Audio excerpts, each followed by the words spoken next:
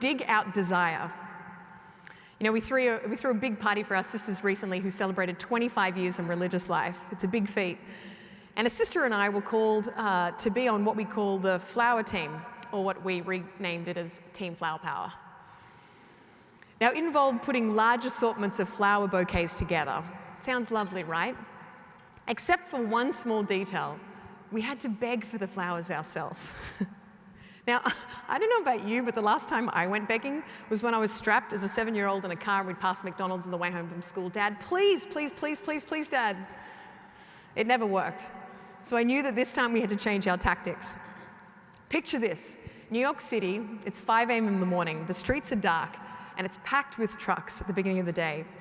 We arrive in our beat-up van, and this new prayer arises in my heart. Help. Jesus, fill my empty trunk. So I walk into this bustling store, and we came here last year, but the only description that I had was ask for Mike.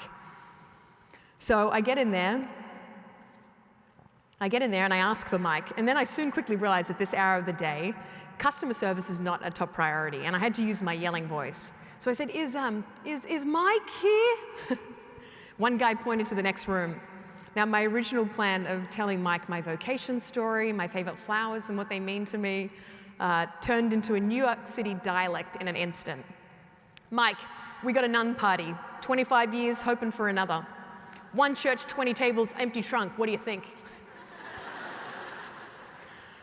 Now, shocked by myself at this point, Mike looked at me blankly and he's like, 25 years again? I said, no, Mike, new bunch, what do you got?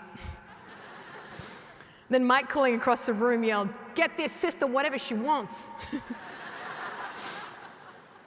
St. Thomas Aquinas says that prayer is asking directed at God for what we need. And faith is necessary to believe that we can obtain from him what we seek. Jesus asked me and you, what do you want me to do for you? The problem with our prayer half the time is not that we're not praying, but that we've given up on desire. You know, we downplay our wants, but the death of desire in our heart is more dangerous than an irregular prayer life. Our hearts are at times empty. It's true for all of us, in need of being filling up. And we can't fill it or fix it ourselves, but turn to the one who can. So we need not only be aware of our needs, but dig up our desires. We have legit desires for level 1 happiness, right? Food, basic needs, pleasures.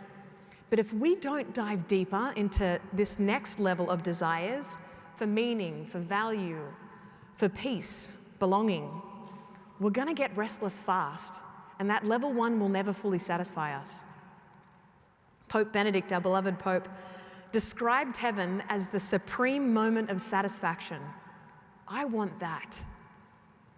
So let's get real about where we're going to be with God forever in heaven, where God fulfills everything we're desperately looking for.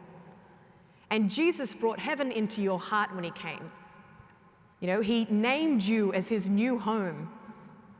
So don't be afraid to let your heart want what it wants, because that's what it's made for.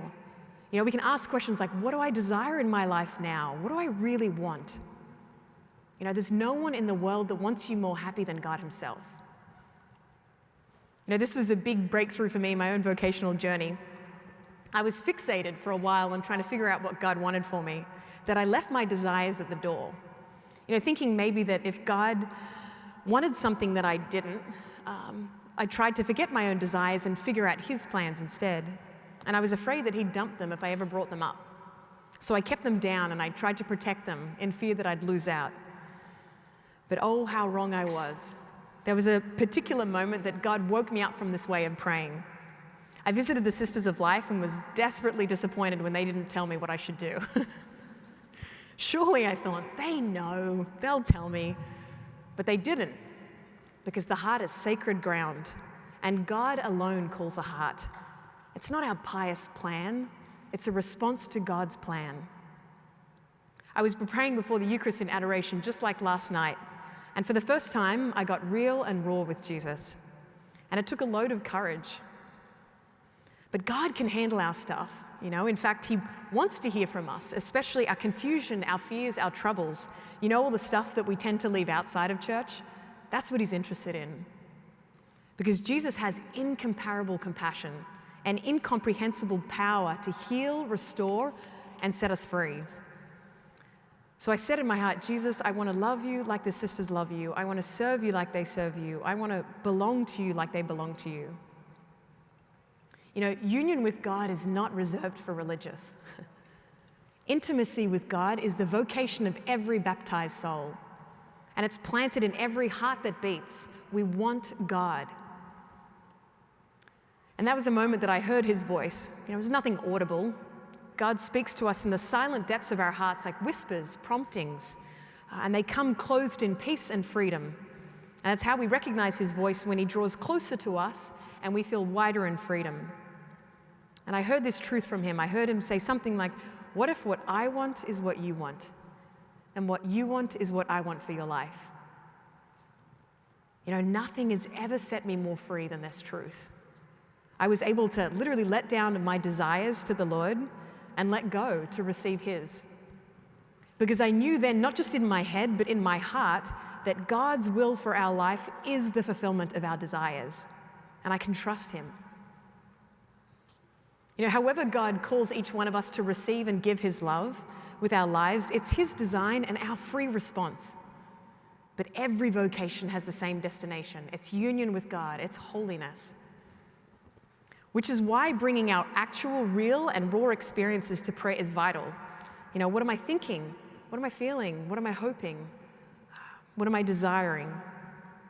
So do not be afraid to share your heart with Jesus and give your heart the mic.